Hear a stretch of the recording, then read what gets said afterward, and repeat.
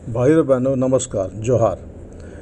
मत्स्य पालन से जुड़े लगभग सभी लोग अब तक जान गए होंगे कि देश में मछली पालन को प्रोत्साहित करने के लिए भारत सरकार और राज्य सरकारों के सहयोग से अब तक की सबसे बड़ी योजना प्रधानमंत्री मत्स्य संपदा योजना या PMMSY चलाई जा रही है। इससे बहुत सारे लोग लाभान्वित हो रहे हैं। यह योजना वर्ष 2024-25 तक चलेगी। तो जो लोग अभी तक आवेदन नहीं कर सके हैं उनके लिए यह अंतिम अवसर है, क्योंकि प्रक्रिया के अनुसार पहले जिला मत्स्य कार्यालय के द्वारा इच्छुक व्यक्तियों से आवेदन और उसके साथ आवश्यक कागजात आमंत्रित किया जाता है। फिर उन्हें जिला स्तरीय उपायुक्त या जिला पदाधिकारी की अध्यक्षता में गठित समिति से पारित कराया जाता है। अगले चरण में पारित सभी प्रस्तावों को जिला से राज्य स्तरीय निदेशालय को भेजा जाता है, जहां विभागीय सचिव के स्तर पर गठित चयन समिति से योजनाओं का चयन होता है और अनुदान की गणना करके प्रस्ताव भारत सरकार को भेजा जाता है। तो वर्ष 2024-25 के लिए यह प्रक्रिया अभी से ही प्रारंभ कर दी गई है और विभिन्न जिलों से विज्ञापन भी प्रकाशित किए जा रहे हैं। झारखंड के खूंटी जिला के लिए विभिन्न योजनाओं में आवेदन देने की अंतिम तिथि दिनांक 31 मई 2023 है।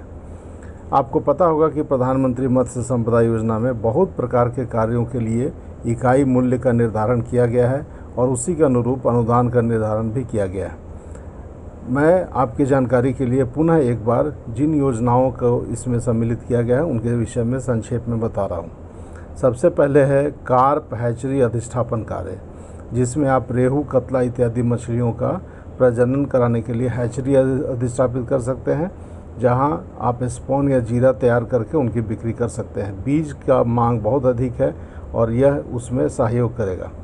दूसरा है स्कैम्पी हैचरी अधिष्ठापन कार्य, जिसमें आप महाझींगा या प्रॉन का प्रजनन करा सकते हैं और पोस्ट लार्वा या PL बीज तैयार करके बिक्री कर सकते हैं।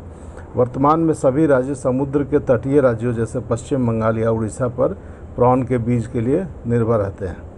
तीसरा है नए रियरिंग तालाब का निर्माण, जिसमें आपके पास यदि ज़मीन उपलब्ध हो तो आप नर्सरी और रियरिंग तालाबों का निर्माण करा सकते हैं और उसमें मछली का बीज का उत्पादन कर सकते हैं। चौथा है नए ग्रो आउट तालाब का निर्माण, जिसमें यदि आपके पास ज़मीन उपलब्ध हो तो आप बड़े तालाब का निर्माण करा सकते हैं और उसमें मछली पालन कर सकते हैं। पांचवा है मिश्रित मत्स्य पालन के लिए इनपुट, जिसमें आप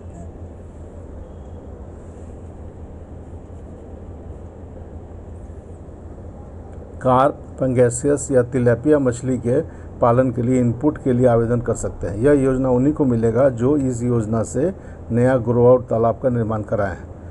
अगला है बायोफ्लॉक तालाबों का निर्माण, जिसमें आप विभिन्न प्रकार के और विभिन्न आकारों के और विभिन्न कैपेसिटी के बायोफ्लॉक तालाबों का निर्माण करा करके उनमें मछली पालन कर सकते हैं। अगला है जलाशयों में मत्स्य अंगुलिकाओं का संचयन, जिसमें प्रति हेक्टेयर जल क्षेत्र 1000 अंगुलिकाओं के संचयन के लिए सहयोग देने की योजना है।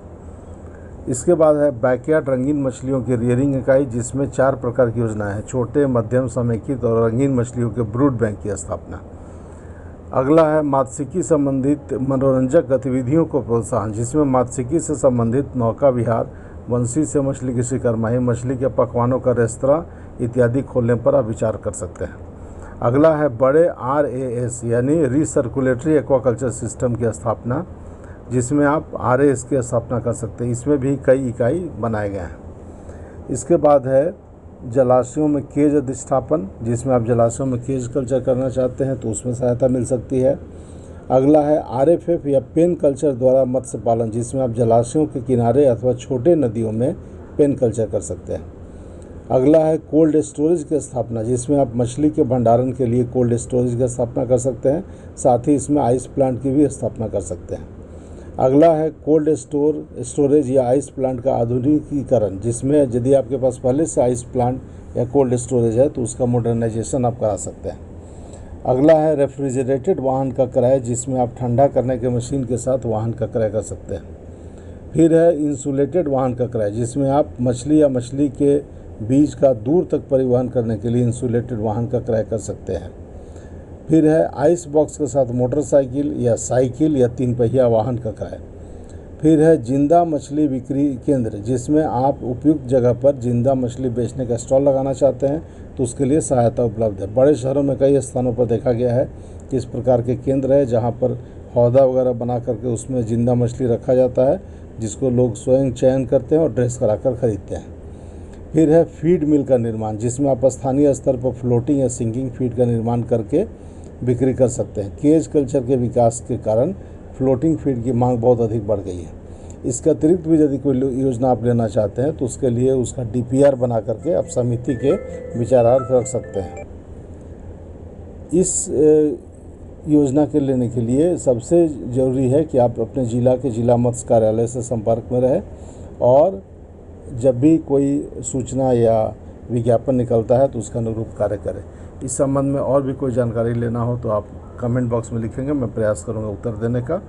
इस वीडियो को देखने के लिए आपका बहुत बहुत धन्यवाद। नमस्कार, जोहार।